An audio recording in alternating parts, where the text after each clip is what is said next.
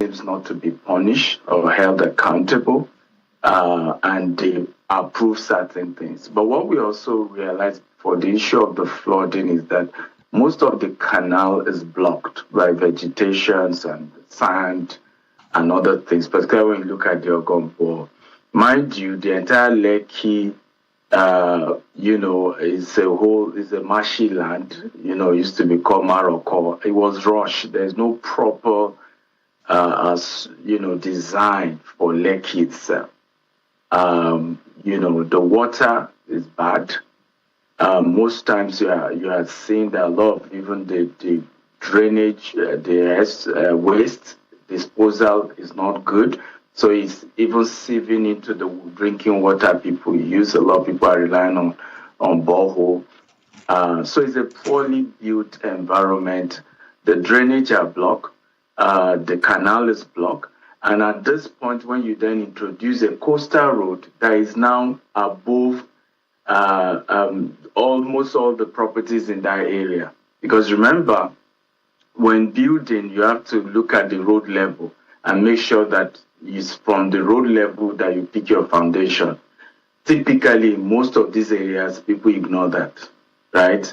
Now, of course, those who even have, do that. Now, coastal road is, I think, over 4 to 6 feet above the usual road level.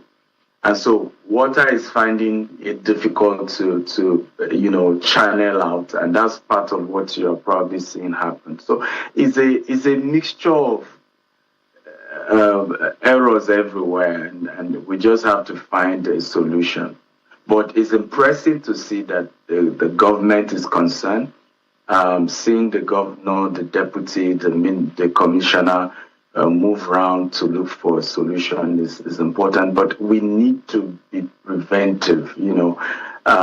Reactional leadership is not always the best. Mr. Akintayo, I'm looking at those visuals, and you absolutely. Yeah. Mr. Akintayo, I think we owe you an apology. We're so sorry for getting your name. I know it is Mr. Stephen Akintayo, not Akintoye. So apologies for that, please. Well, Mr. Akintayo, looking at the visuals there, so this happens.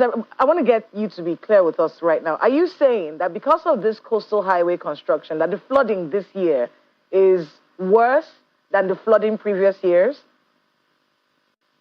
Definitely, absolutely. Because again, you have a road that is higher than every of the houses that it is passing through. There's practically no house right now in that entire corridor that has peaked half a foundation level from that coastal road. The coastal road is so literally you did a road that turns on the right, on the left to a valley of some sort. So the engagements with this in mind, you're a real estate investor, you're a resident. Has there been what kind of conversations have you been having with the Minister of Works? Because he's defended this coastal highway with all his strength. So in the conversations with him, what do you get the sense that he agrees with your assertion, or does he feel like you don't quite understand how we have done what is necessary and it just takes some time for things to level out? What do you get in your conversations with the Minister of Works on this particular matter? I personally haven't engaged the Minister of Works. We run an institution, so it's not really a one-man business. And I'm mostly not, because we have investment in Dubai, US, and things like that.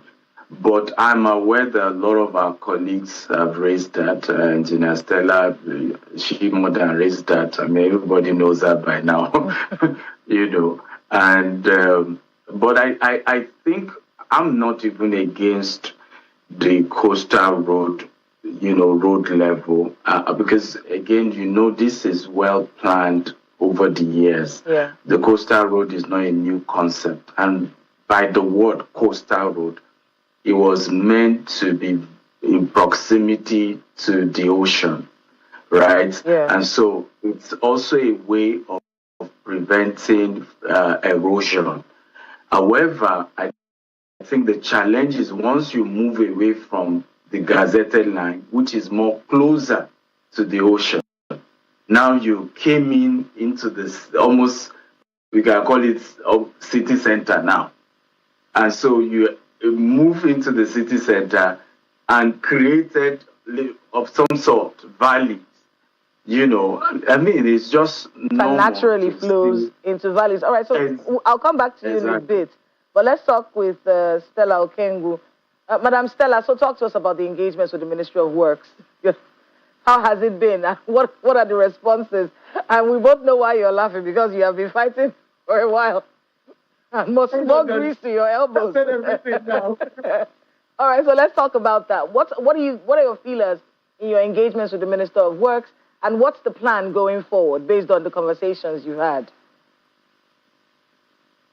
Anyway, what I'm going to say is that the engagement was unsatisfactory because I raised the issue of environmental impact assessment, and when I raised it, he literally shut me down, which I don't even want to remember my experience with the minister. But when this coastal route came, when I was, talking about it, raising technical questions, because I'm an engineer by profession, a lot of people thought maybe because I'm concerned about our estates. But the issue is that the old gazetted alignment, which is the 2006 gazetted alignment, has passed all the environmental assessments, everything.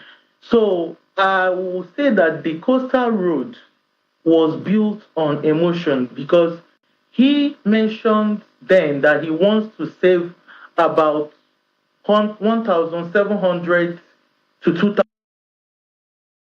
Overpaying for VPS hosting? Get started for just $3 a month. Server delivers fast, scalable VPS with no contracts. Linux or Windows, instant setup and locked-in pricing. Start your VPS today at InterServer. 1,700 houses that he saved in order to divert to our estate with all the demolition, almost 2,000 houses that they demolished, that they have to go back to demolish it again. When I heard it, I was like, wow, okay. So does it mean that people that they saved before, that he came out on national television and said that he saved, will now experience demolition? That is one thing about engineering, And let me say, you are a medical doctor, and you made a medical mistake. That's how engineering is. There is a 2006 gazetted alignment.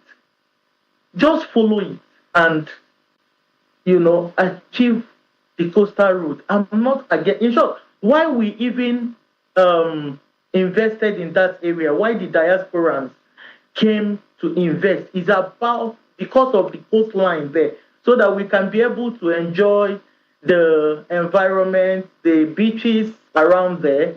You understand? But with So destroying and demolishing our properties, I don't think our investors wants to come back again to Nigeria. Until now, I have been appealing for the compensation, but unfortunately, let me say that yes, part of the federal government are listening to us right now, but nothing has been done. So, we left our home country. I'm a United States citizen. Returned home because I believe in Nigeria. We invested hundreds of millions of dollars, encouraged fellow diaspora in Nigeria to invest, and convinced foreign partners that Nigeria was ready for responsible investment. Many of those same people asked me a heartbreaking question. If an investor who followed the approved process can lose everything without compensation, what guarantee do they have? Sadly, I don't have that answer. I mean,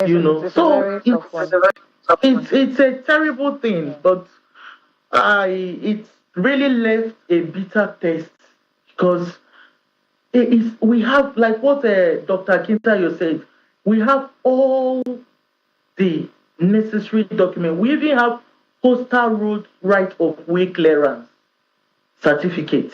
So the coastal road does not have any jurisdiction in our area. So, but unfortunately, what happened to us was devastating. A nation that attracts investment, is not only by constructing highways, but by demonstrating that laws are respected. Environmental impact assessment is robust. It's very heart-wrenching listening to your story, Sometimes when I think about it, I supported the coastal road 100%. Yeah. I wanted it to come. When we heard it was coming, everybody was happy. Until it came, and then let me ask you very quickly: has the road finally got to your area? Has it reached your area where you had your property? Okay, Dr. Akintayo can bear me witness. Immediately, I raised the technical question about the coastal road.